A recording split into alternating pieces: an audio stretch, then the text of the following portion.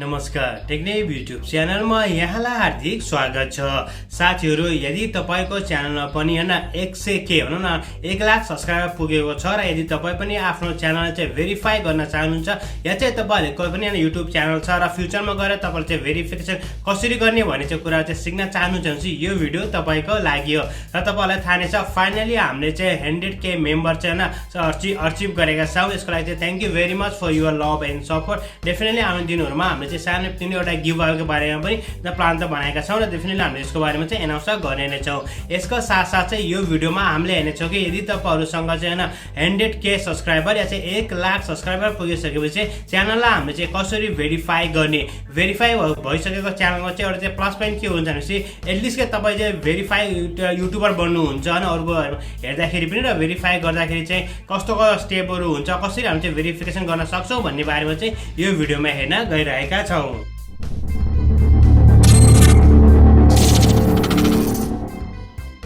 र साथीहरु, म चाहिँ अलरेडी नै हाम्रो चाहिँ ल्यापटपमा चाहिँ लगइन भइसकेको छु। तपाईले देख्नुभएको छ टेक नेप्स हैन हाम्रो च्यानल राख्छ। यहाँ चाहिँ टिक मार्क छैन के, जुन चाहिँ तपाईले चाहिँ ठुलो युट्युबरहरुको देख्नुभयो भने तपाईले चाहिँ यहाँ टिक मार्क देख्नुहुन्छ जुन चाहिँ भेरिफिकेसन भनिन्छ न।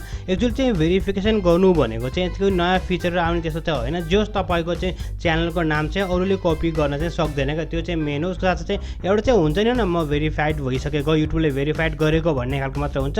तर यसमा चाहिँ कुनै नयाँ फिचरहरु चाहिँ केही पनि पाइँदैन। यदि तपाईहरुको च्यानलमा चाहिँ हैन 100 सब्स्क्राइबर पुगेको छ भनेपछि र तपाईहरुको चाहिँ च्यानलमा चाहिँ आफ्नो चाहिँ ओरिजिनल कन्टेन्टहरु छ भने मात्र तपाईले चाहिँ भेरिफाई गर्न सक्नुहुन्छ। यदि तपाईहरुसँग चाहिँ आफ्नो ओरिजिनल कन्टेन्टहरु छैन, अरूको कन्टेन्टहरु तपाईले युज गर्नुभएको छ या तपाईहरुसँग चाहिँ कपिराइट त्यस्तो कुनै पनि इस्युजहरु छ भने चाहिँ तपाईहरुले चाहिँ भेरिफिकेसन कोड दिदैन यदि तपाईहरुको चाहिँ च्यानलमा चाहिँ 1 लाख सब्स्क्राइबर पुगेको भए तापनि।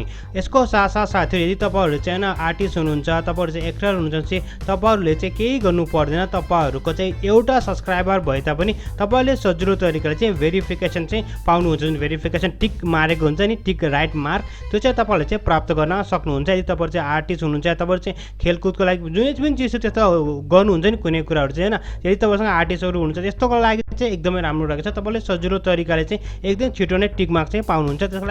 त्यसको लागि पनि केही क्राइटेरियाहरु त छ।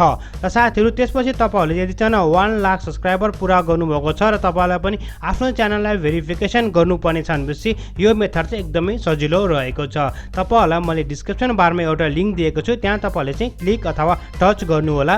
टच गरिसकेपछि तपाईहरुसँग चाहिँ यस्तो खालको चाहिँ एउटा इन्टरफेस आउँछ, जुन चाहिँ यहाँ चाहिँ म पविन्द्र भन्ने जुन आफ्नो चाहिँ पर्सनल च्यानलमा चाहिँ लगइन भएको छु। त्यसले गर्दाखेरि चाहिँ यहाँ चाहिँ मलाई चाहिँ भेरिफिकेसन भन्ने चाहिँ कुनै पनि यस्तो दिएको छैन र चाहिँ च्यानलको बारेमा चाहिँ दिएको छ। तपाईले यहाँ सजिलो त पनि पढ्न सक्नुहुन्छ यसो के क्राइटेरियाहरु रहेछ भन्ने बारेमा। र यदि साथीहरु म चाहिँ हाम्रो चाहिँ टेक्नेप्समा चाहिँ लगइन गरे भने तपाईले यहाँ देख्न सक्नुहुन्छ एप्लाई नाउ भन्ने चाहिँ एउटा चाहिँ फंक्सन दिएको छ। यहाँ चाहिँ मैले देख्नुहुन्छ एप्लाई नाउ भनेर चाहिँ मलाई दिइरहेको छ भनेपछि यहाँ चाहिँ केही पनि दिएको छैन, एप्लाई नाउ भनेर दिएको छैन, किनभने हामी चाहिँ त्यति धेरै चाहिँ पुगेका छैनौं।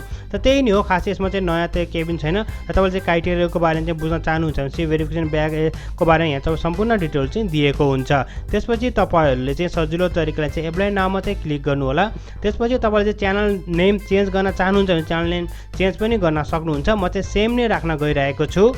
र साथीहरु, यहाँ चाहिँ तपाईहरुले चाहिँ आफ्नो च्यानलको नाम राखिसकेपछि चाहिँ यहाँ चाहिँ च्यानल आइडीलाई लेख्न पर्ने हुन्छ न। च्यानल आइडी तपाईलाई थाहा छ एकदमै राम्रो।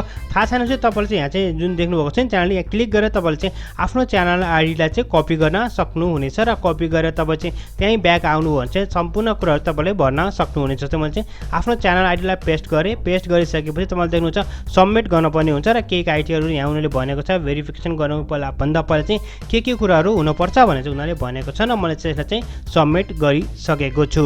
र साथीहरु, तपाईले देख्नुहुन्छ थ्यांक यू फर जे जस्तो भए पनि राहुल चाहिँ आफ्नो कंग्रेचुलेसन भनिरहेको छ 100K को बारेमा व्हाट एभर इट इज। म चाहिँ दिइसकेको छु भने चाहिँ टेक्स नेक्स्ट वीक भनिरहेको छ न, केही टाइम लाग्छ भनेको छ।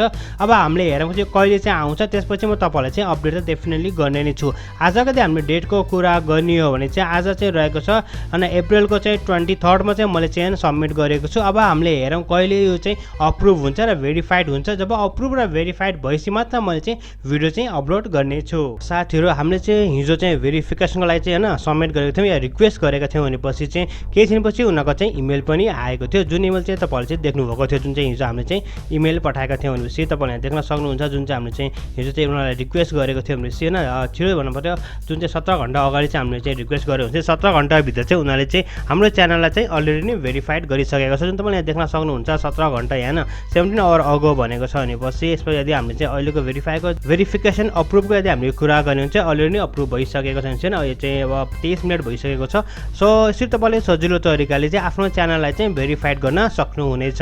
र साथीहरू हाम्रो च्यानल चाहिँ भेरिफाइड गर्नुको मतलब यो होइन कि तपाईँले चाहिँ धेरै चाहिँ हैन चाहिँ फिचरहरू पाउनुहुन्छ दिस एन्ड द्याट भन्ने कुरा हुँदैन। त्यही हो तपाईँको चाहिँ एउटा चाहिँ हैन भेरिफाइड चाहिँ युट्युबर हुनुहुन्छ, त्यो चाहिँ एउटा राम्रो कुरा। यसको साथ चाहिँ तपाईँको च्यानलको नामबाट अब कसैले पनि अर्को च्यानल चाहिँ बनाउन चाहिँ सक्दैन, त्यो चाहिँ मेन कुरा। बाँकी त अब नर्मल रेगुलरली भन्न पर्दैन, जस एउटा चाहिँ काइन्ड अफ सो भन्दा पनि हुन्छ। एउटा चाहिँ हो यो चाहिँ मेरो भेरिफाइड भएको छ त्यस्तो खालको भन्ने मात्र, त्यो चाहिँ खासै त्यसमा चाहिँ नयाँ फिचरहरू आउने या चाहिँ कुनै पनि त्यस्तो चाहिँ नयाँ चिजहरू हामीले पाउने भन्ने चाहिँ हुँदैन। र साथीहरू मलाई लाग्छ तपाईँहरूलाई आजको भिडियो मन पर्यो होला। यदि भिडियो सम्बन्धी कुनै पनि सल्लाह या सुझाव छ भने कृपया हाम्रो कमेन्ट सेक्सनमा कमेन्ट गरिदिनुहोस्। यदि तपाईँ हाम्रो च्यानलमा नयाँ आउनुभयो च्यानललाई सब्सक्राइब गरी साथमा रहेको बेल आइकनलाई क्लिक गर्न पनि नभुल्नुहोला।